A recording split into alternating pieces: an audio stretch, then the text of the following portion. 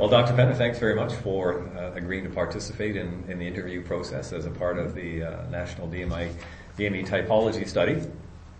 We can follow the question protocol somewhat informally if save some patient time if need be, and absolutely. And generally, what I have been doing with all of the interviewees as a bit of an opener is to just invite you to speak in a general way about your particular position, and in this case, in your role as an associate dean of a satellite medical campus associated with the University of Manitoba, the Rady College of Medicine.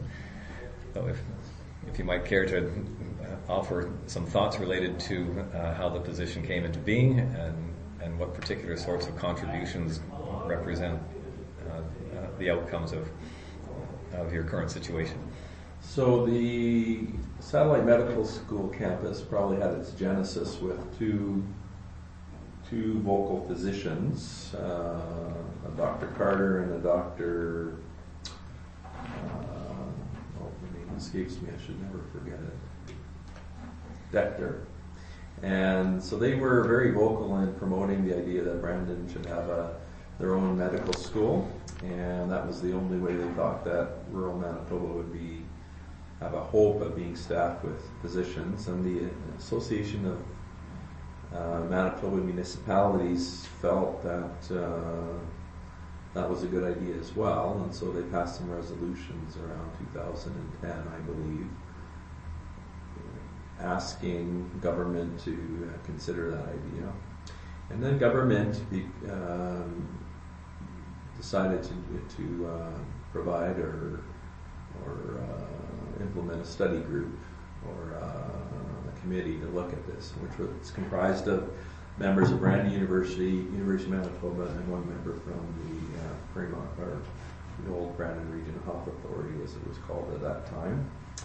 And so they held a study conference in which some of the major players in DME in the world came, and that was in January 2012. And out of that came a report that you probably read when you took over this position. And that's how it was started. The University of Manitoba went to the government for money, and then the government provided some funding in a separate funding agreement, service purchase agreement, just for the Brandon satellite campus. And so in March of 2013, they asked me if I would consider, since I was underemployed according to them, and so then I gave it some thought and decided to take it on. So I've been in this position a little bit over 5 years now, and there was the initial move towards distributed medical education in Manitoba actually goes back quite a ways to 1991, when they established a family medicine program in Dauphin, Manitoba. And now, that through the early 2000s, that was a big push to push family medicine out to rural and remote and other areas.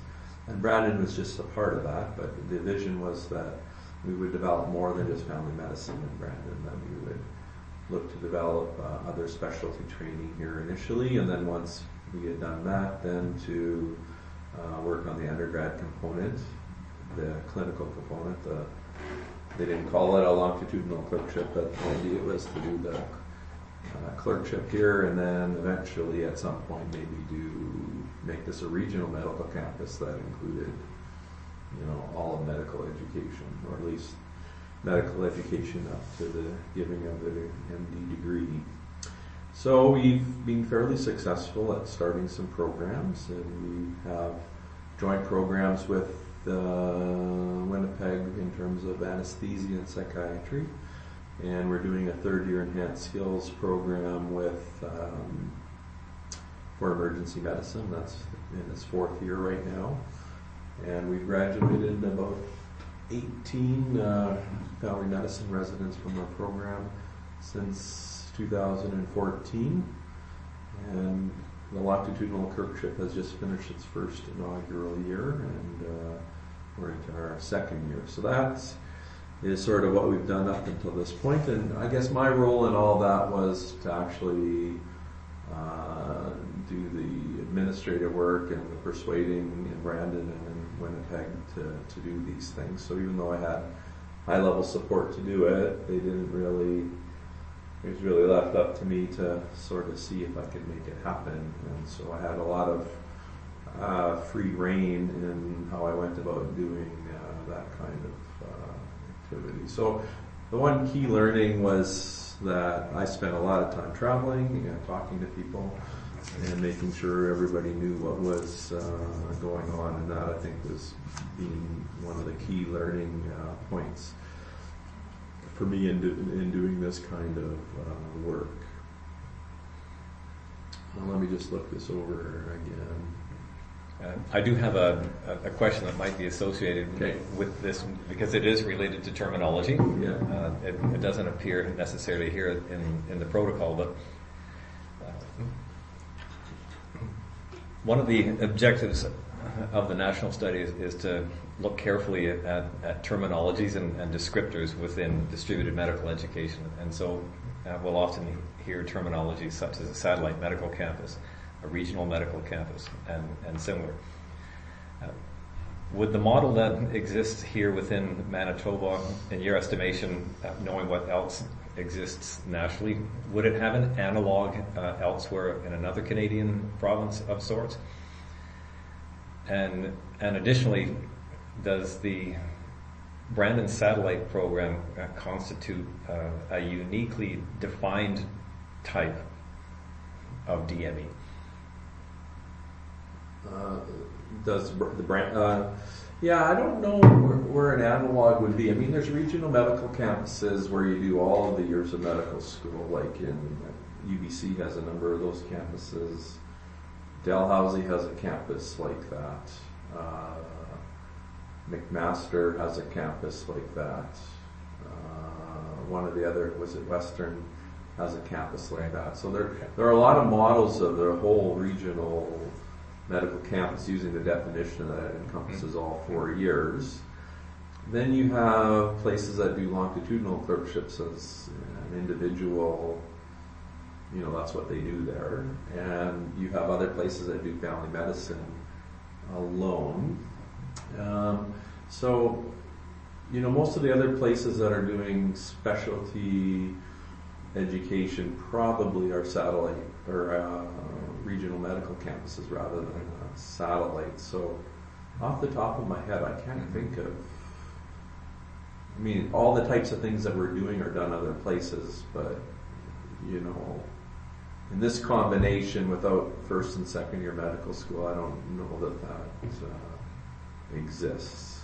Right. So it's part of perhaps a mosaic of sorts.